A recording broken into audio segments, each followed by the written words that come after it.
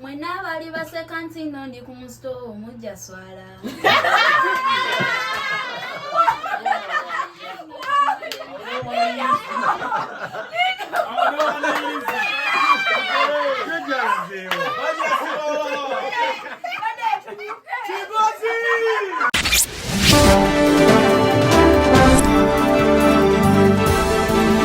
Okati TV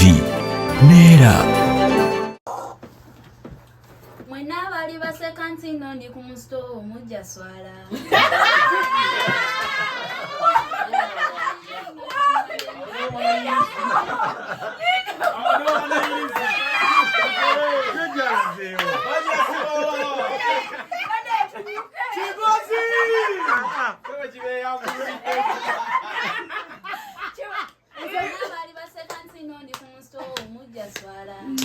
Lokunsungana kirabye nti no kyanyambye nnyo okwekuŋŋaanya. Mwabayimbi abatuyimbira endongo muwulirize kubanga ndese magezi. Kyusa endongo wolaba nga byotuyimbira abatuuze tebabyagala. Kyusa endongo Musito waffe teyakyusa ndongo yawunzika agenze muvire. Kyusa endongo Nze ndese magezi bw'ogatwala ojja mmala ofuuse munene. Kyusa endongo Toyonoona biseera by'omusitayire kukubisa obucupa abantu. Kyusa endongo Olaba kadongo kamu abatuuze tebamwagala kyukolumbe muraga. Kyusa endongo Wire mukabyo olwakimanya nti abalasi be baliko enviiri yakola n'okola. Kyusa endongo Kati yeeyita kyali yadde emyaka gyamugendako. Kyusa endongo Music mugazi naye mwe ekibalemesa kwe kwesibanga wamu. Kyusa endongo Bamukumpa ekibalimu nti weva mu sitayire n'ekyandyawa. Kyusa endongo Olaba nga rapu yaliko towanika enkyangokeera mu nkoko. Kyusa endongo Kadongo kamu walinnya bbeeyi tobirobera mu enkyangokeera nagita. Kyusa endongo Sebbalo yabakukuba rapu nze mbakakasa singa kati avuga hama. Kyusa endongo Ate kiweewa yandisuubudde motoka mu Bachina abakukyusa mu biraga. Kyusa endongo Kyusa endongo kasita weetunuulira ng'ogenda kugwa ssebo. Kyusa endongo Toyonoona biseera by'omu sitayire kukubisa obucupa abantu. Kyusa endongo Olaba kadongo kamu abatuuze tebamwagala kyukolumbe muraga. Kyusa endongo Wire mukabyo olwakimanya nti abalasi be baliko enviiri yakola. Tolaba nsi eno ng'ejjuddemu ebyewuunyo byansobera nze nasanga pasita nga yambadde ekanzu yansobera nze agenda ku kyaki okusumbayo endiga ze yansobera nze yakwata kulwani mu kifo kya Bayibbo yansobera nze amazima nasanga pasita akutte akadomola ako ng'agenda kufuna wuuza asale nemubuuza nti pasita gwokola kyekyo kiki yanziramu nti nze nvaako naawe nasanga tolaba ensi eno ng'ejjuddemu ebyewuunyo yansobera nze nasanga pasita nga yambadde ekanzu yansobera nze ng'agenda ku Kalamu kyaki ya Jona. ng'agenda ku kyaki okusumbayo endiga ze yansobera nze ono omwana Tugende kwoli. ono pasita Nojjula yegenda. wani nasanga pasita Ejjudde. yansobera nze Tugende. obanzi Abadde yazikidde ddala kuzuukusa kintu. Fred Masakaza alina kyayita obukodyo bw'omuwandiisi n'olukusa lw'abantu bwabo olukusa lw'abo mukwano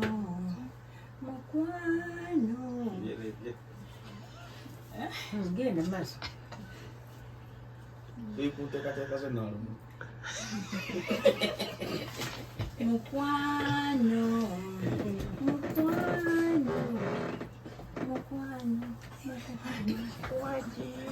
mukwano nkulinamu essuubi neebaza yeebaloye yakuntondera mukwano kwewulira nnyo nnyo yeebaloyo omutonzi Kituufu nnyo. singa teyali gwe tetwandibaddewo nkwebaza olw'omukka gw'otuwa tukusinze tukugulumizenga weebale taata nyinisi tukusinza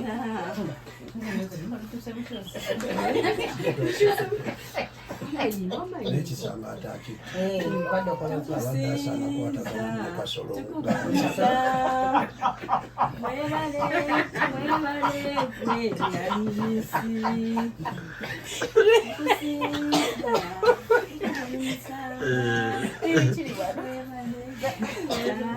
abange tuli musha makati yomunda mwennyini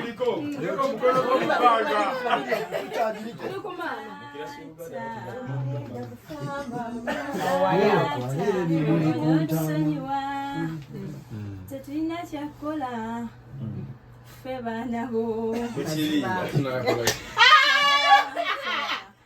tujja kusinza nyonyo tetujja kukola mwe muzuukuke mwe mwena bafuluuta mwe muzuukuke mwenna abana Uganda Katonda waffe yazeko wano okutuwonya ebizibu ebitusumbuwa yazzeeyo nga talina gwayambye bwe bizibu bya Uganda byewuunyisa we yagireka si bwe yagisanze naddala abakyala mmwe mumunyiiza yabateekako obubi na fayini n'abatalina ekyo kyama kye ne mwegeziwaza ne mugula obwammwe ne mutamanya nti mutwala supeesi ye yalina entegeka ng'eyiye n'abasumba nabo balina ebyabwe bakola kyajyo ekyajinga omwoyo we mwoyo mutukuvu ali ku lobatule mbw ayagala nnyo kubalekerera mu kaseera bambi mbonna akazibu ennyo bamuyita nalemerayo mbu muzimu genda bawoza mbugenda omwoyo n'abazalawa nammwe abazungu ani yabagamba okozesa tulakita wetagenda nammwe abazungu ani yabagamba okozesa tulakita wetagenda mukazannyo kali ak'ebbadiri ani yabagamba mukazannyo kali ak'ebbadiri ani yabagamba okuzina amazina g'ekisododo geno gikulinze ani yabagamba okuyimba kinawolovu oyo emiggo gimulinze ani yabagamba okuleeta oluzungu wano ensi wano ya Uganda abazungu mbakolimidde mweyisa mikwano abazungu mbakolimidde mweyisa mikwano ye abachina mbakolimidde mmwe mulumbe ensi wano ye Uganda ne mubako emirimu gyabwe gye bakola otyo nsawo ke nkusanze leero nkusaba onkebera obuzibu bwange ebbanga limmaze eddene siwezangako na kyenda koma mu first half yokka nze sitegeera kinsumbuwa ki musawo kebera obuzibu bwange omuntu eyalina essanyu nga nyumirwa ekisenge kyange nasulanga ne mukyala wange ne tukeesa ekirono kyonna naye kati nsaba akunjuna omukazi anzisa emiggo mu maka anangira obunafu bwange bwe sigusa lulimbi lwange anangira obunafu bwange bwe siwezangako na kyenda nali nziruka kilomita 8 naye kati ndi mu kilomita 4 ate nasina okuzidduka mala kwesiwa bulo ku bbumu nga lwesiimaze ebbunywa ekiro ekyo tusula tulwana training gyenkola netegekera olutalo maka exercise ng'emenya yenfa kinga basenga we bali bambi musawo kebera olabe kibadde kinnemye okuba enta mbadde siweza kakona kyenda koma mu first half yokola leero njamire kelenda bwekizuula nti futuwaka bwe buzibu ekibuga kisaanamu enkola empya singa enkadde eremu okutaasa ekibuga kisaanamu enkola empya singa enkadde eremu okutaasa kati musawo nsaba onyambule onkebera omubiri gwonna oba sayizi sinene nja kusala amagezi gejje okusinga lwe naatuyana ng'ekinnuma sikitegeera nga nkoleredde bakazi batutte batyo obusente bwange omuggo gwa Musa kirabika nze nagusuula bambi omuggo gwa Musa nyamba Musa ogunzukusirize ndajanira omuggo gwange gwenna kubisa abalalu mwenna ndajanira omuggo gwange gwenna kubisa abalongo baddu ndajanira omuggo gwange wadde ngulabye naye gwakyama bambi Musawo kibadde kinnemye okuba entambadde siwezanga kona kyenda Musa yabange nga lwanyuma olunyuma olumbe lwa Musa lwalimu okulya olumbe lwa Musa kasinola yalutambuza daninga muvuga ya mususa wabigalo olumbe lwa Musa lwalimu okulya olumbe lwa Musa lwalimu olunyuma ngo kyabiri Neyimbira wawe kasolo kunakwe zayitwa kumbe naye bwatyo natu olumbe lwa Musa lwalimu okulya olumbe lwa Musa lwalimu olunyuma ali kwa Musa ni bowe zisinga za sikalu ima yajikona na manya tukufunaga olumbe lwa Musa lwalimu okulya olumbe lwa Musa lwalimu okulya manya mandiru image yakozesa gali gakajja mazina ko wate nagwe olumbe lwa Musa lwalimu olumbe lwa Musa bowa z'amazzi omuchunga ida kyamuwomera yagununa n'ensigo nkugambye kali katonda olumbe lwa Musa lwalimu okulumba olumbe lwa Musa lwalimu okulumba yowanire kampala emiyembe lwalyanga mito nemukirize emmanga mulinyire kujengedde olumbe lwa Musa lwalimu okulumba olumbe lwa Musa mungi gwemmere nemubagizanyisa twasanga metwalibinga akubana makula ettooke olumbe lwa Musa lwalimu okulumba yange gyenali nkugambye mwali mujjudde jinja tebabika kutamu yonna nga yajjula enfuufu olumbe lwa Musa lwalimu okulya olumbe lwa Musa nga yambuzi munangu mpanga mutwe tompanga omukiro olujja lunoze nantinjiro olumbe lwa Musa lwalimu okulya olumbe lwa Musa abango sikira nafuka ng'ate namazzi muddaame ye yalina okusuka olumbe lwa Musa lwalimu okulya omuzinyi kiryo wa muganda w'omugenzi yatusanyusa bwe yazinira mu nsiisira olumbe lwa Musa lwalimu okulya olumbe lwa Musa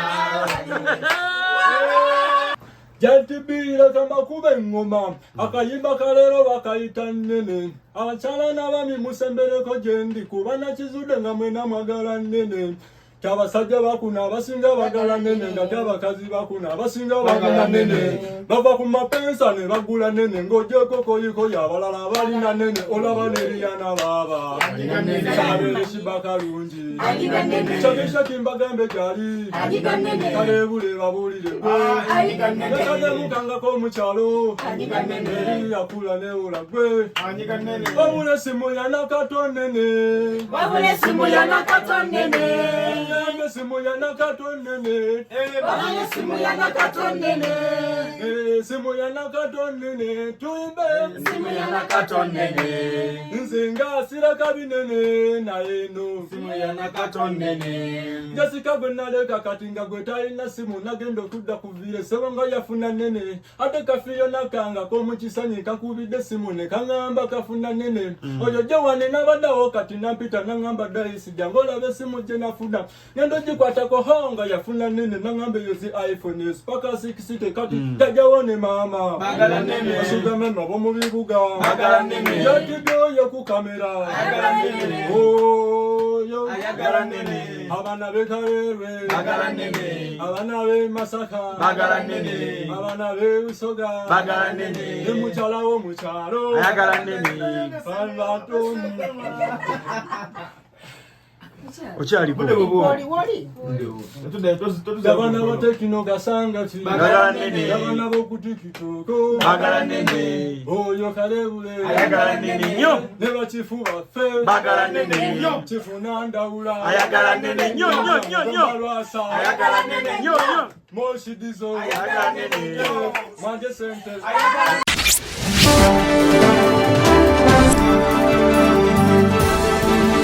Okati TV